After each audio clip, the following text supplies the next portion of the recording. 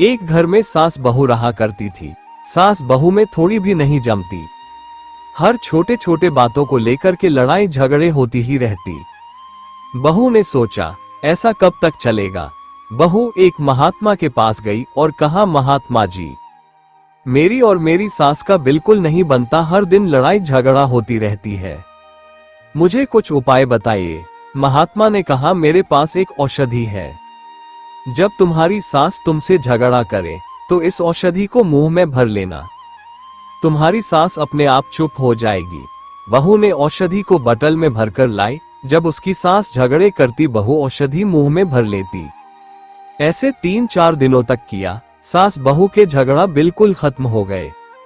बहू फिर महात्मा के पास गई और बोली, आपकी औषधि तो बहुत अच्छी थी, मेरे घर के सारे झगड़े ही खत्म हो गए, मुझे आपके पास हमेशा आना जाना पड़ता है, मुझे आप औषधि का नाम बता दीजिए कि मैं अपने घर पर बना सकूं। महात्मा जी ने मुस्कुराते हुए कहा, वो कोई औषधि नहीं थी बल्कि शुद्ध गंगा जल था, और तुम्हारे घर के झगड़े औषधि से नहीं बल्कि तुम्हारे चुप रहने से शांत हो गई। पहले जमाने के लोग सच ही कहते थे, सो बोलने वालों को एक चुप हरा सकता है।